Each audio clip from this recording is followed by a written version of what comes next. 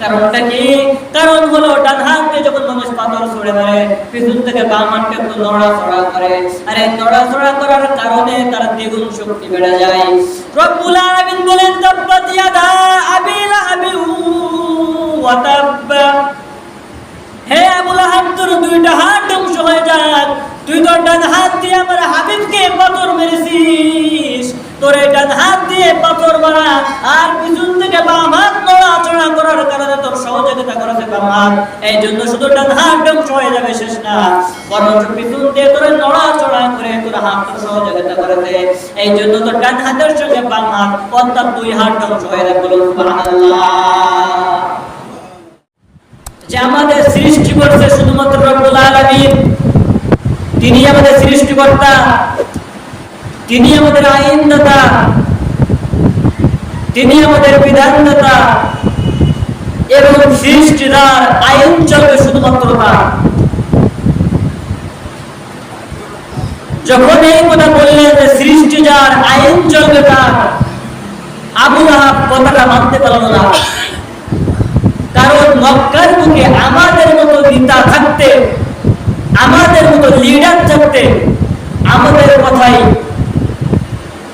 জাতি চলবে না, আমাদের কথায় দেশ চলবে না, আমার কথায় সমাজ চলবে না, এটা হতে পারে না। রাসূল দাওয়াত দেয়, ইয়া আইয়ুহান নাস কুলু লা ইলাহা ইল্লাল্লাহ তুফলিহুন,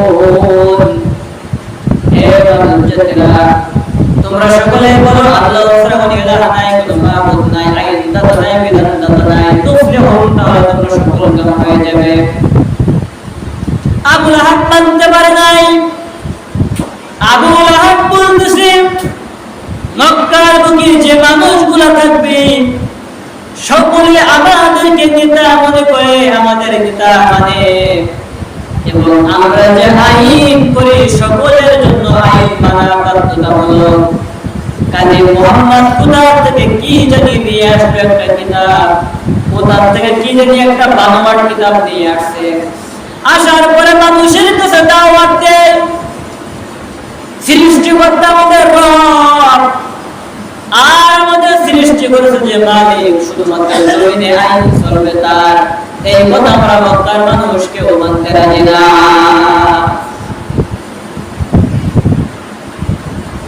আবু লাহাব বলছে, তাব্বাত লাকা ইয়া মুহাম্মদ, হে মুহাম্মদ তুই ধ্বংস হয়ে যা। তাব্বাত লাকা ইয়া মুহাম্মদ, মুহাম্মদ তুই ধ্বংস হয়ে যা। রাসূলের সঙ্গে সঙ্গে মন খারাপ হয়ে গেল, কারণ রাসূল নিজের স্বার্থের জন্য অর্থ সম্পদ পাওয়ার লোভে আমাদের সমাজের নেতা কর্মী যারা থাকে তারা শুধু খাওয়ার জন্য নেতাগিরি করে, খাওয়ার জন্য রাজনীতি করে। রাজনীতি করার সময় ছোট্ট একটা কুড়ি ঘর থেকে, আর রাজনীতির জগতে আসার পরে অর্থ সম্পদ বাড়তে বাড়তে হাজার বিঘি সম্পদ হয়ে যায়। বাড়ি তৈরি করতে করতে 5 তলা 7 তলা 10 তলা বিল্ডিং তুলে ফেলে। কারণটা কি? কারণ তারা রাজনীতি করে না, তাদের নীতির নাম হলো দুর্নীতি, নীতি।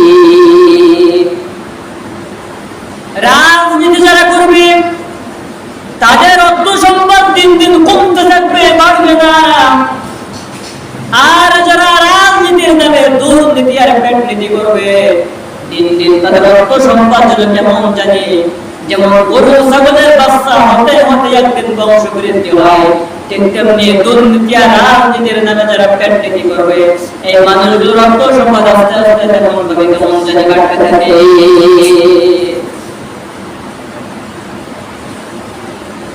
রাসূল বললেন, আমি তো কোনো কিছু পাওয়ার আশায় দাওয়াত দেই না, শুধুমাত্র মানুষেরকে পথ ভোলা, মানুষদেরকে সঠিক পথ দেখাই, অন্ধকার যুগের মানুষগুলোকে আলোর পথ দেখাই, মূর্খ সমাজের মানুষগুলোকে শিক্ষিত করার চেষ্টা করি। এই জন্য আমার আবু লাহাব আমাকে বলতে, তাব্বাত লাকা ইয়া মুহাম্মদ, মুহাম্মদ তুই ধ্বংস হয়ে যা। রাসূলের চোখে পানি, রব্বুল আলামিন রাসূলের চোখের পানি সহ্য করতে পারলেন না। সঙ্গে সঙ্গে জিবরাইল আমিন চলে এলো, ইয়া রাসূলুল্লাহ, ইয়া হাবিবাল্লাহ,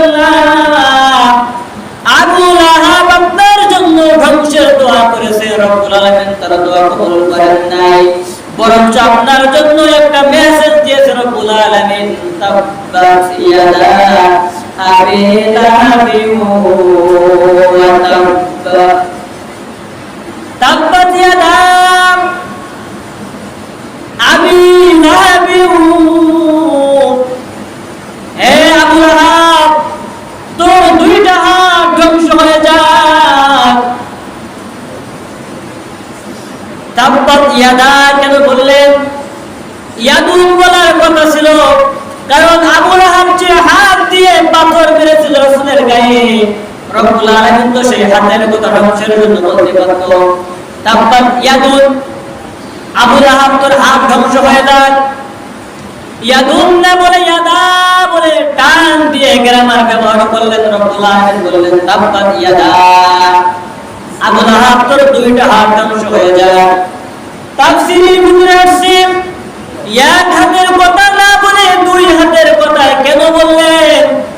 তার কারণ মানুষ যখন কোন একটা পাথর ধরে নিক্ষেপ করে, যত সে এক হাত দিয়ে নিক্ষেপ করুন না কেন, তার আরেকটা হাত যদি পাতা থাকে তাহলে কিন্তু ওই পাথর নিক্ষেপ করবে যত দূরে যাবে, এই তার বাম হাতটা খোলা অবস্থায় যদি পাথর নিক্ষেপ করা হয় তার চেয়ে বেশি দূরে চলে যায়।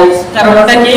কারণ হলো ডান হাত দিয়ে যখন মানুষ পাথর ছুড়ে দেয় পিছন থেকে বাম হাতটা একটু নড়াচড়া করে, আর এই নড়াচড়া করার কারণে তার দ্বিগুণ শক্তি বেড়ে যায়। রব্বুল আলামিন বলেন তাব্বাত ইয়াদা আবি লাহাবি ওয়া তাব্বা, হে আবু লাহাব তোর দুইটা হাত ধ্বংস হয়ে যাক। তুই তোর ডান হাত দিয়ে আমার হাবিবকে পাথর মেরেছিস, তোর এই ডান হাত দিয়ে পাথর মারা আর পিছন থেকে বাম হাত নড়াচড়া করার কারণে তোর সহযোগিতা করেছে বাম হাত, এই জন্য শুধু ডান হাত ধ্বংস হয়ে যাবে শেষ না, বরং পিছন দিয়ে তোর নড়াচড়া করে তোর হাত তোর সহযোগিতা করেছে, এই জন্য তোর ডান হাতের সঙ্গে বাম হাত অর্থাৎ দুই হাত ধ্বংস হয়ে যাবে। বলুন সুবহানাল্লাহ। মুফাসসির ইকরাম বলেন আমাদের জামানার দিকে লক্ষ্য করে বর্তমান যুগের মুফাসসির ইকরাম বইয়ের ভিতরে লিখছেন আমাদের যুগে যে মানুষগুলা ডান হাতের কলম দিয়ে অশ্লীল বেহায়াপনা কথাগুলো লিখে, ডান হাতের কলম দিয়ে যারা আহলে ওলামাদের বিরুদ্ধে বিভিন্ন প্রকার সংবাদ সম্মেলন করে সমাজের উৎকৃষ্ট মানুষদেরকে নিয়ে তারা বিভিন্ন প্রকার ষড়যন্ত্র করে, রব্বুল আলামিন বলেন যে মানুষগুলা ডান হাতের কলম দিয়ে লিখবে আর বাম হাত নামক পিছন থেকে যে মানুষগুলো তাদের সহযোগিতা করবে। এমপি মন্ত্রীরা আমাদের ভোট পেয়ে তারা এমপি হয়, মন্ত্রী হয়, মাসলা মনে রাখতে হবে। আমার ভোট পেয়ে এমপি হলো, আমার ভোট পেয়ে মন্ত্রী হলো, আমার ভোট পেয়ে প্রধানমন্ত্রী হলো, তারা যত প্রকার কুকর্ম করবে এই কুকর্ম করার পিছনে আমার একটা হাত আছে, বাম হাতটা আছে আমার বাম হাত, মানে আমি তারা ভোট দিয়ে নির্বাচিত করে তারা সংসদ পর্যন্ত পৌঁছায় দিয়েছি। এই জন্য বাম হাত নামক আমার এই ভোট তারা যে অশ্লীল কাজগুলো করবে এই কাজ করার কারণে রব্বুল আলামিন তার সঙ্গেও আমাকেও ধ্বংসের জন্য বাজার করে রেখে দিয়েছে। তার কারণ আমার ভোট পেয়ে সংসদ সদস্য হবে, মেম্বার হবে, চেয়ারম্যান হবে, এমপি হবে, মন্ত্রী হবে, প্রধানমন্ত্রী হবে, আমার ভোট যদি সে না পেত তাহলে সে নির্বাচিত হতে পারতো না। কাজে এখন যে যত প্রকার কুকর্ম করবে তার থেকে 1% নামাজ চলে আসবে বাম হাত নামক। যেমনি আবু লাহাবের ডান হাত দিয়ে পাথর মারছে, বাম হাত একটু নড়ার কারণে বাম হাতটা ধ্বংসের কথা বললেন, ঠিক তেমনি রব্বুল আলামিন বলেন যে মানুষগুলো তোমরা ভোট দিয়ে নির্বাচিত করে এমপি, মন্ত্রী, প্রধানমন্ত্রী করবে, তোমার ভোট পাওয়ার পরে মানুষ যদি সৎ এবং যোগ্য না হয়, সংসদ নির্বাচনে যে এমপি মন্ত্রী হয়ে কুকর্ম করবে, বাম হাত নামক তোমার ভোট দেওয়ার কারণে তোমাকেও কিন্তু একই রকম গুনাহগার হতে হবে। মাসলা মনে রাখতে হবে। রব্বুল আলামিন আয়াতের শেষে বলেন তাব্বাত ইয়াদা আবি লাহাবি ওয়া তাব্বা, ওয়া তাব ব্যবহার করলেন রব্বুল আলামিন বলেন আবু লাহাব শুধুমাত্র তো দুই হাত ধ্বংস হয়ে যাবে এখানে শেষ না, তুই আমার মুহাম্মদকে ধ্বংস হওয়ার জন্য অভিশপ্ত করেছিস। আমি রব্বুল আলামিন ঘোষণা করলাম ওয়া তাব্বা, তোর দুই হাতের সঙ্গে আবু লাহাব তুই নিজেও ধ্বংস হয়ে যা। তুই আমার হাবিবের ধ্বংসের কথা বলিস, তাব্বাত লাকা ইয়া মুহাম্মদ, মুহাম্মদ ধ্বংস হয়ে যা। এই কথা বললি আমি রব্বুল আলামিন আসমান থেকে বাজেট করলাম তাব্বাত ইয়াদা আবি লাহাব ওয়া তাব্বা, আবু লাহাব তো দুই হাত ধ্বংস হবেই, সঙ্গে সঙ্গে তো নিজেও ধ্বংস হয়ে যা। রব্বুল আলামিন পরের আয়াতে বলেন মা আম্মা আনহু মালুহু ওয়া মা কাসাব। হে আবু লাহাব, তোর দুই হাত ধ্বংস হয়ে যাবে, তুই নিজে ধ্বংস হয়ে যাবে। এখানে শেষ না, বরং তৎকালীন যুগে আবু লাহাবের অর্থ সম্পদ ছিল অনেক বেশি। রব্বুল আলামিন মা আবনা আনহু মালুহু, তোর যত মাল সম্পদ আছে, অর্থ সম্পদ আছে, এই মুহূর্তে আমি আল্লাহ আয়াত নাযিল করে দিলাম, তোর সমস্ত অর্থ সম্পদ সব ধ্বংস হয়ে যাবে। বলুন সুবহানাল্লাহ। রাসূলের সঙ্গে বেয়াদবি করলে পরিণতি এমনই হয়। লম্বা ঘটনা আমি সর্বপ্রথম শুরুমাত্র থিওরিগুলো বলবো। রব্বুল আলামিন বলেন সায়াসলা নারান যাতা লাহাবি ওয়া ইমরাতুহু হাম্মালাতাল হাতাব। রব্বুল আলামিন বলেন ওয়াসিরে আবু লাহাব, তোর জন্য আমি জাহান্নামের আগুন গরম করে রেখে দিয়েছি। ওয়াসিরে তোর জন্য আমি জাহান্নামের আগুনের গরম করে রেখে দিয়েছি।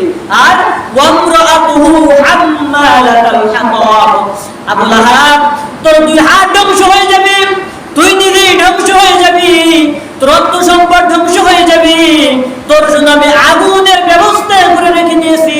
এইখানে শুধু শেষ না, ওয়ামরাতুহু হাম্মালাতাল হাতাব, তোর স্ত্রী সহ তোর যে কাঠ বহন করে দিয়েছিল তারা দুইজন তোর সঙ্গে ধ্বংস হয়ে যাবে। বলুন সুবহানাল্লাহ। কাউরে বাদ দেন নাই, তার বংশের ভিতরে কাউরে বাদ দেন নাই।